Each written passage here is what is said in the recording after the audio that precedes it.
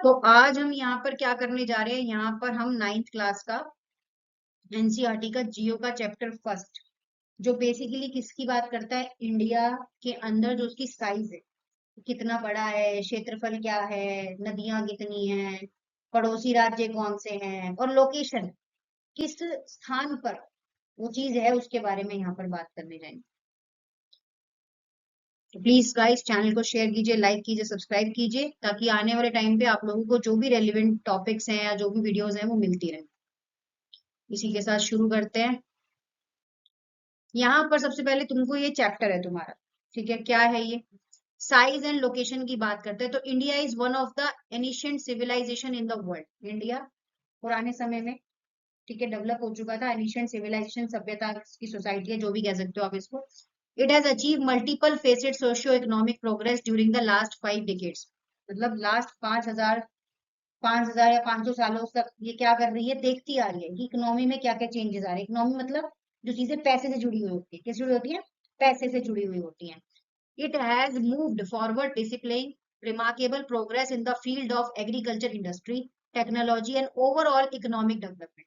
तो हिंदुस्तान ने क्या किया, खेती बाड़ी में अपनी ग्रोथ करी, उसके बाद किसमें ग्रोथ करी अपनी, आपके इंडस्ट्री, औद्योगिक मशीनें वगैरह लगाई, ठीक है, उन सब चीजों में ग्रोथ करी। उसके बाद वो धीरे धीरे इकोनॉमी में क्या होता चला गया, डेवलप होता चला गया। उसका डेवलपमेंट माने क्या होता है, विकास, विकास होता चला गया। India has also contribute significantly to the making of the world history. India ने क्या किया, एक कॉन्ट्रीब्यूशन दिया इतिहास रचने, क्या रचने में, इतिहास रचने में, संसार का इतिहास रचने में मदद करी। अब यहाँ पर अगर मैं लोकेशन की बात करूं, तो India is very vast country, laying entirely in the northern hemisphere. India बहुत बड़ी कंट्री है, वास्ट कंट्री है, विश्व का सबसे बड़ी कंट्री है। मतलब सबसे बड़ी कंट्री नहीं, विश्व में सबसे बड़ी कंट्री, ऐसे कह सकते हैं, इंडिया सबसे बड़ा देश है, simple language. Laying entirely in the northern hemisphere, तो ये कहाँ पर बेस्ड है, नॉर्दर्न हेमिस्फीयर में बसी हुई है। कहाँ बसी हुई है, नॉर्दर्न हेमिस्फीयर में। जो ये फिगर हमको यहाँ नीचे दिखाया गया, in the main land extend between latitude, जो इसका मेन लैंड है उसका लैटिट्यूड कहाँ से एक्सटेंड है, 8 degree 4 north and 37 degree north, and the longitude side 68 degree 7 east and 97 degree 25 east. The tropic of cancer, tropic of cancer क्या होता है, कर्क रेखा। यहाँ पर सूरज की किरणें क्या होती है, बिल्कुल सीधी पड़ती हैं, स्ट्रेट लाइन में पड़ती हैं। Divide the country into almost 2 equal parts to the southern east and southern west of the mainland, he the Andaman and Nicobar island and the Lakshadweep island, bay of Bengal and Arabian sea respectively. इसके बारे में ये सब चीजें यहाँ थे। यहाँ तो कौन कौन से आइलैंड के बारे में बताया गया, यहाँ पर Andaman Nicobar, Lakshadweep and Bay of Bengal and Arabian Sea, ये सारे के सारे आइलैंड्स के बारे में इस चैप्टर के अंदर क्या हो रखा है, डिस्कस हो रखा है।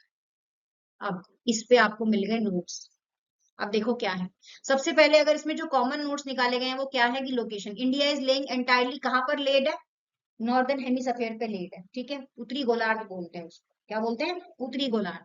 इसके बाद लैंड एक्सटेंड बिटवीन, कहां से कहां तक जमीन फैली हुई है, तो 8 डिग्री से लेकर 37 डिग्री लैटिट्यूड, मतलब कि वर्टिकल, और लॉन्गिट्यूड मतलब कि लैटिट्यूड मतलब लेटा हुआ हॉरिजॉन्टल, और वर्टिकल लॉन्गिट्यूड 68 से लेकर 97 डिग्री तक है। ट्रॉपिक ऑफ कैंसर मैंने बताया, ये भी कर्क रेखा, ये कितने पे बेस्ड है, 23 डिग्री 30 नॉर्थ पर।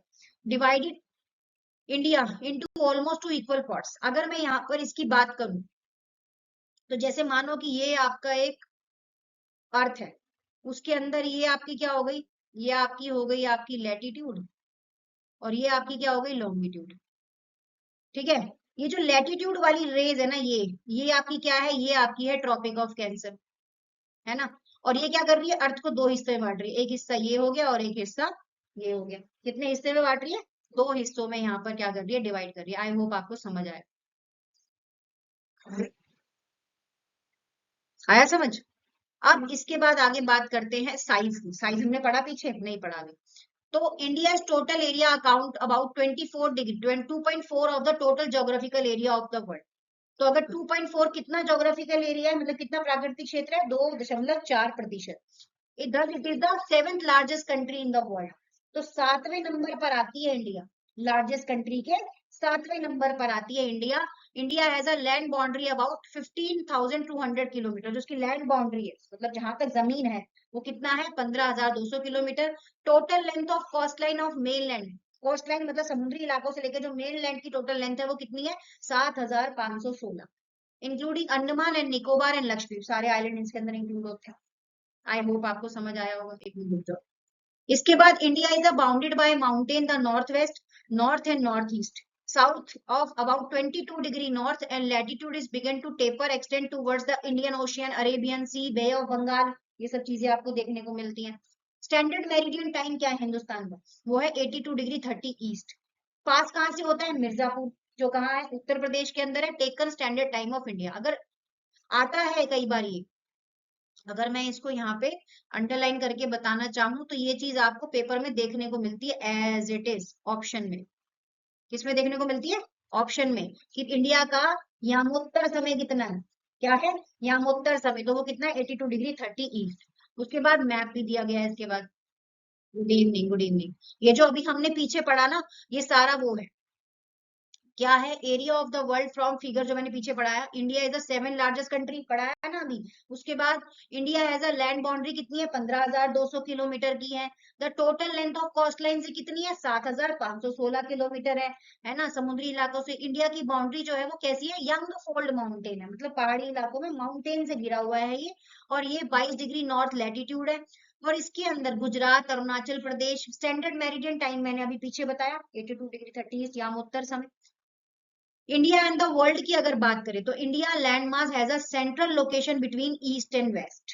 इंडिया का अगर लैंड मास की बात करें तो इंडिया कहां से कहां तक सेंट्रल है, ईस्ट टू वेस्ट, उत्तर पूर्व पश्चिम, सुना है ना, 4 दिशाओं में देश बटा हुआ है। India is a southern word extension of the Asian continent, Asian continent, the train Indian Ocean routes which connect to the countries of Europe in the west and the country in East Asia provide, क्या बात करेंगे यहाँ पर, provide a stretching central location in India के अंदर है। The Deccan Peninsula protrudes into the Indian Ocean, helping India establish close contact with the West Asia, Africa, Europe and western coast, and with the South, East and East Asia from the eastern coast. No other country has a long coastline on the Indian Ocean. In India has a indeed eminent position in Indian Ocean which justify the naming of ocean after it. Basically justify कर दिया ocean, जितने समुद्री इलाके हैं, जितने पहाड़ी इलाके हैं, उन सबको क्या करा, justify करा, उनको नाम दिया। तभी तो पता चलेगा कि ये आइलैंड ये है, ये ओशियन ये है, तो ये काम भी करा। यहाँ पर एक डू यू नो है जो कहता है since the opening of the Suez Canal in 1869, तो ओपनिंग किसकी की थी, सूज कैनल की ओपनिंग की गई थी कब, 1869 में। कैनल क्या होते हैं, वो जो बांध से बना देते हैं ना पानी इकट्ठा करके, इस तरह से। And India distance from Europe has been reduce to 7,000 kilometre. और कैनल कई बार जाने के लिए रास्ते वगैरह भी बोल सकते हैं, ब्रिज भी बोल सकते हैं। नहीं नहीं, 7,000 किलोमीटर रास्ता रिड्यूस हो गया कैनल बनाने से। कैनल क्या होते हैं, शॉर्ट कर देते हैं रास्तों को, एक ब्रिज निकाल देते हैं, ब्रिज बोलते हैं सॉरी, बेसिकली इसको क्या बोलते हैं, ब्रिज, ब्रिज निकाल देते हैं। बांध गलती से निकल गया मेरे मुंह से। इसके बाद ये मैप दिया गया है, इसके अंदर आपके सारे पड़ोसी देश दिखाए गए। देखो अगर यहाँ पर ढंग से देखोगे तो यहाँ पर आपको क्या दिखाई दे रहा है, सबसे पहले पाकिस्तान, उसके बाद ऊपर आपको क्या दिखाई दे रहा है, अफगानिस्तान, फिर यहाँ पर आपको क्या दिखाई दे रहा है, चाइना, फिर क्या दिखाई दे रहा है यहाँ पर, म्यांमार, फिर क्या दिखाई दे रहा है यहाँ पर, बांग्लादेश। उसके बाद यहाँ पर क्या कुछ और दिखाई दे रहा है कि हो गए 7, ये हो गया आपके आइलैंड लक्षद्वीप, ये आपका आइलैंड हो गया बे ऑफ बंगाल, ये हो गया आपका ये अंडमान एंड निकोबार, है ना।